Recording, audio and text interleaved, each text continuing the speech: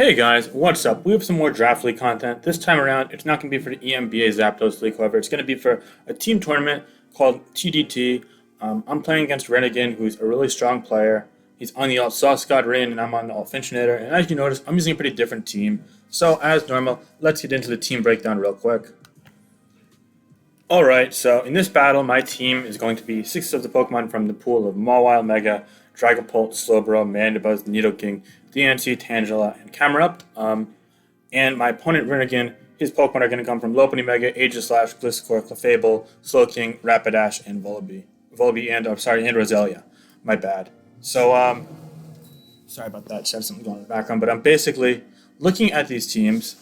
It looks like there are a lot of good things going on in our teams here. I have some really cool synergy between Mawile and Dragapult. Combined, there are really no checks to both of them, and it's able to break through a lot of cores, as Mawile is one of the strongest Pokemon in the game, and Dragapult's one of the fastest breakers in the game. So that synergy, something that John W. came up with in the Cash Game tournament that I previously covered, is actually really cool.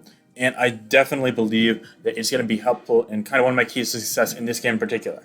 Looking at his team, though, he's an amazing first 4 Pokemon as well. I love the start of his draft.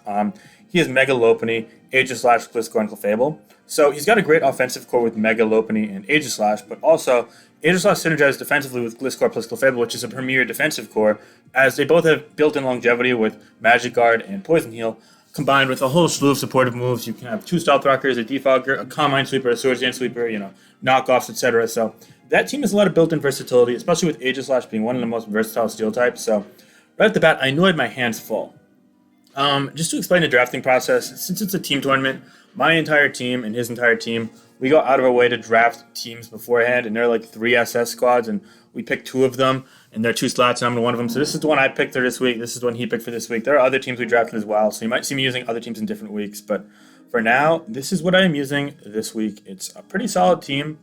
As for this match in particular, right off the bat, I know that Rapidash is his main answer to the Mawile, besides offensive pressure. Of course, the offensive pressure route is valid.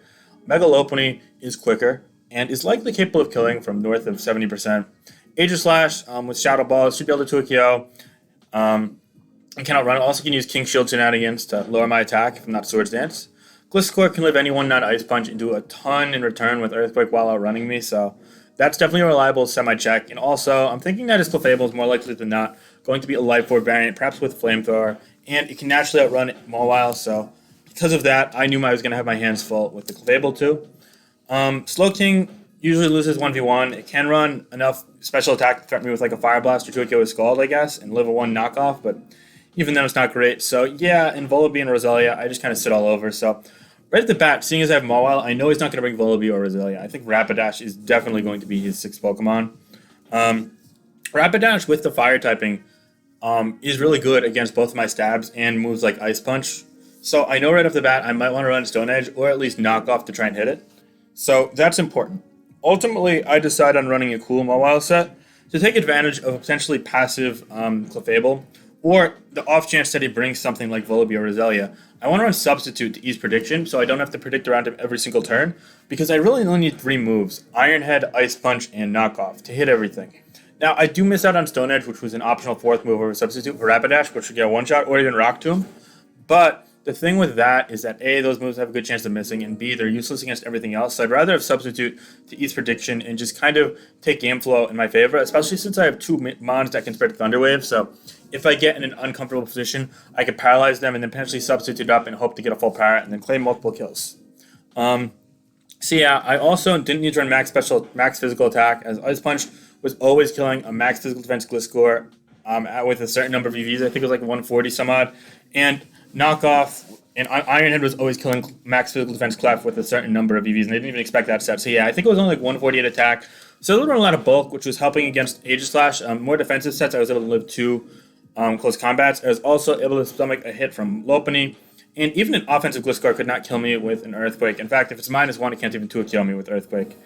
And yeah, also helped tanking Scalds, because I did run some physical defense, but also some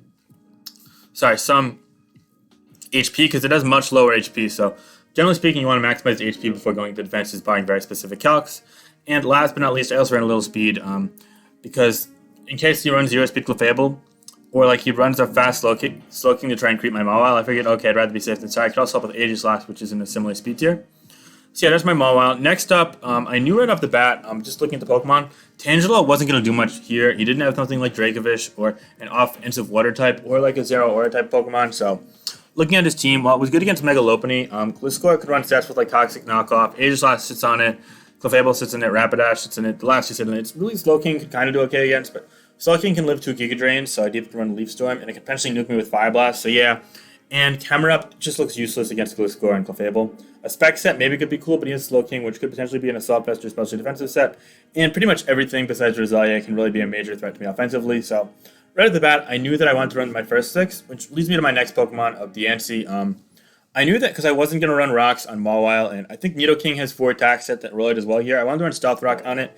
In addition, since he has things that can induce status like Toxic Aegislash or Lopunny, Gliscor with Toxic, Thunderwave, or Toxic on both Clefable and Slowking, in addition to Will-O-Wisp or Flame Body on the Rapidash, and who knows, Roselia could run Toxic Spikes with Life Nidoking. I also want to run Heal Bell. Unfortunately, with no Hidden Power Ice, I was really useless against Gliscor, so initially I had I think it was Skill Swap is the move, or one of the moves that can negate an ability for Gliscor to catch them to switch in.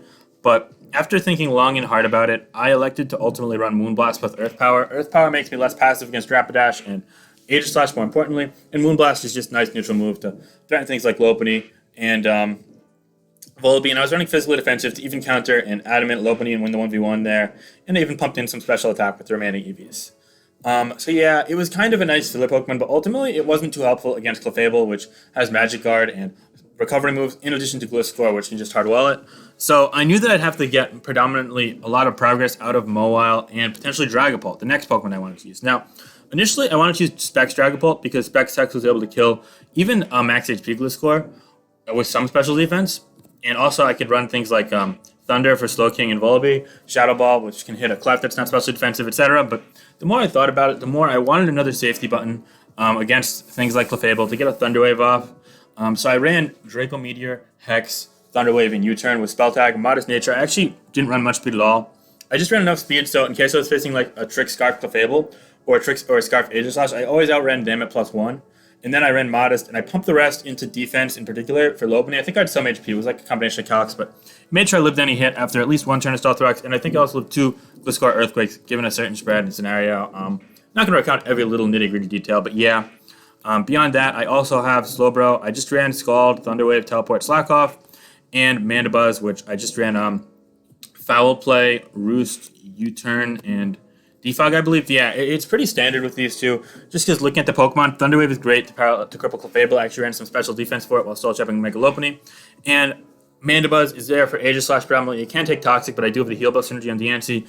And outrunning things like Gliscor or Aegislash wasn't a big deal. I actually hit 241 speed for Aegislash, but yeah, I expect it to be slower than Lopunny and Gliscor just so I can get a slower U-turn off. That's fine. And unfortunately, Mandibuzz is pretty useless against Clefable too, so U-turn was really important to seize momentum. And thankfully, I have a really good Clefable abuser. Unless he's running a Life Orb set with Psychic, I have Nidoking. This team I wanted to run Mega Horn against. I figured he'd run especially defensive Slowking to tank 2 Thunderbolts, maybe even Assault Vest. So I actually ran a full physical set, barring Ice Beam. I ran Poison Jab, Earthquake, Mega Horn, Ice Beam. I ran Speed to outrun all Volibee, Roselia, Clefable, and Aegislash sets, and then I pumped into attack. And I think I had like a little special attack investment just to make sure I was able to kill a slow special defensive Gliscor with Ice Beam. And yeah, Life Orb, Sheer Force, of course. So that rounds out my team. As for what to expect from him, I figured he'd run just, like Mega Kick or Body Slam, Close Combat, U-Turn, and then either Toxic or Fake Out on Lopunny. Aegislash, I was expecting like either a Weakness Policy set with Automize or a Sub-Toxic variant. Either or works. Choice Band Head Smash would have made sense, but I was Castaberry on the Slowbro, by the way, so that helps a lot versus Aegislash. It let me lead with it comfortably and get a Thunder Wave off turn 1 against pretty much anything. Gliscor, I was expecting Rocks, Clefable, Life Orb, but it could have been vice versa. It could have been a Swords Dance offensive or just Swords Dance in general Gliscor, and it could have been as Rocks, Clefable potentially. Slowking, I thought it would be like Assault Vest or like Toxic Protect, especially defensive, with Teleport and Rapidash. I didn't really know what to expect. I figured he'd probably run Heavy Duty Boots with like Wisp. Or maybe Power Herb with a Solar Blade, I don't know. Volibee, Roselia, I didn't anticipate, so we're not going to talk about them anymore. But yeah, now let's get into the battle real quick. Okay, guys. So yeah, he did end up bringing what I thought he would bring in terms of the Pokemon. So right off the bat, I'm like, okay, looks pretty much what we pretty much just outlined and what I thought. So I'm gonna leech Slowbro because I can get a Thunder Wave off on anything thanks to Casted Berry. He leads his Slowking, so I'm like, okay, he's probably gonna get a Toxic or Thunder Wave off of his own. He goes for Toxic. Now this Thunder Wave isn't great in immediate presence because I'm gonna get the slower teleport off, but I know I could always go Nidoking if there's a teleport because that means he's teleporting, and he can't kill me with a non-banded Rapidash, and that invites into DNC and the Slowbro.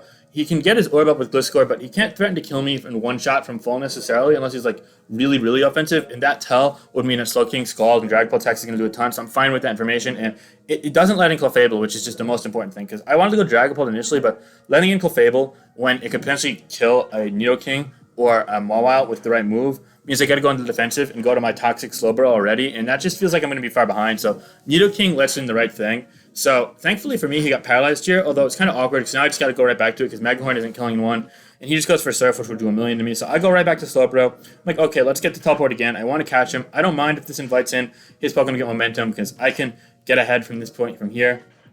So yeah, I go Mandibuzz here. I'm like, okay, if he Toxics me, that's fine. But he goes Slowking, and I U-turn here, and I break a Tango Berry, which is amazing because now I can Megahorn this freely. And I go Slowbro again, and I just see, yeah, he Toxic again. Okay, that's fine. So ultimately, what I want to do here is I want to keep going to Nidoking just until I break the sequence. He goes Gliscor here, and now this time I'm going to go Slowbro because I'm already Toxic. And he goes Earthquake, does 31, which confirms he has at least some attack, if not the Adamant Nature. And now he knocks me out for 39, which is a pretty high roll. And he reveals a Casted Berry, but I teleport. This lets me get the Mawile in to finally make progress. And I know he is scared of the Ice Punch, so I go for knockoff, predicting the Rapidash. I catch it for a nice 67%. He reveals to be Rocky Helmet, which is pretty cool. And now I'm like, okay, he has to Morning Sun. So let me get my DNC in and click Stealth Rock on this turn. Now he goes back to Gliscor. I go Rocks. I'm like, okay, he's either Rocks or Fog. He can't be both, probably. If he is both, that's fine. But I'm fine with this neutral kind of hazard setting in this game because he's not Helmet. He's not Boots on pretty much anything. So yeah, anyway, he knocks me off there, and I go Dragapult. I know I could threaten it with Hex or Hydro Pump, so I just U-turn out here to Clef, knowing that's going to let me get my Nidoking in, and finally, I get the Nidoking in. Now here, I think I just like to go for Poison Jab. It's the safe move. I know he's still scared of a special variant, so he's going to go Slowking, but I don't want to risk Mega Horning into Clef. So yeah, it's perfect. I do 62. Now he goes Rapidash. I Earthquake, predicting a mid-ground 8. I Ice Beam here, predicting a Gliscor to come in. I should have Earthquaked here, predicting a mid-ground Aegislash because it wouldn't be hit by Poison Jab or Ice Beam. But yeah, I Ice Beam. So he gets Rapidash in, which is really smart. But that's fine. So it invites my DNC back in as he just goes for Flamethrower because he's scared of me. And that only does 9%. And ultimately, my Nidoking's still healthy, so that's fine. He goes Gliscor here as I think I just go Heal Bell. Yeah, that's going to get the poison off the Slowbro, which is amazing. And I still have 7 PP of those left, which is fine. Now he goes Clefable here, as I think I just go Mandibuzz. He gets that play right, which is really good. So now I feel like I'm losing momentum, so I'm going to have to make some plays here. I U-turn out here, and I go DNC, trying to scout for a Psychic here, or an Ice Beam. He goes Moonblast, though, and it reveals that he is Life Orb, but not max special attack, or at least not max special attack with Modest. He doubles to Gliscor here, as I go Nidoking, and this guy, like, okay, he's making some really good plays. I need to step it up here. I go Mandibuzz again, hoping to catch an Earthquake, because he's going to try and predict me to think I'm faster, or stay in, because he's been making plays. So that worked out for me. Now I can get a Roost up here, and now I don't think he's Ice Beam or Psychic at this point. I think he might be Flamethrower from Mawile. So now I go to my Nidoking, knowing worst case Flame's going to do like 40, 45. He goes Moonblast, and yeah, it does 33. He doesn't get a special attack drop, and I just go Earthquake finally this time. This is what I should have done before. And it takes out the weakened Rapidash, but I take Life Orb in return, so I'm now at 40% myself, which is in Lopunny range. He goes to Lopunny, and I go DNC here just knowing, okay, he's got a Pokemon down, I got one down. I don't mind Rocks too much in this match with Rapidash gone, so if he has default Gliscor after all, it's fine. So I fought that off. That's going to allow me to heal up Slowbro, which is going to open up the game a ton, just because Teleport Slowbro is simply amazing in this format. He goes Gliscor, surprisingly, perhaps predicting a Teleport, but I just slack off. I don't mind taking potential damage. He doubles the Slowking, though. I think he should have went to that first, but anyway, I'm scared of Toxic, so I just go Mandibuzz here, because I don't have my Heal Bell left. And now I could U-turn here as he goes. He's Slowking, and it gets fully paralyzed as I bring Mawile in. Now, in a way, this is really unfortunate to him, but I would live a Surf or a Fire Blast probably, just given my bulk. But I think he might have went for Slack Off, so that's really unfortunate. But anyway, now here I switch here, and this is a really unfortunate turn for him because he's slower, and I need absolute max damage to kill a max HP, no defense Aegislash here. It's literally a 1 in 16 roll, but instead I crit through it, and he was probably bulkier than that. due to the fact that he was slower than my Aegis Slash, which is only at 150 speed. So that's a crit that definitely mattered, and that's really unfortunate for him because it cost him his Aegis Slash. And on top of that, it also means he's going to lose his Gliscor. So instead of just losing one Pokemon, because he probably would have just fought it off Aegis Slash, he now loses his Gliscor, which was doing pretty well against me. So despite my Slowbro being healed up, I feel like I had a small lead. He actually just completely lost his chance of winning the game there, which is really unfortunate.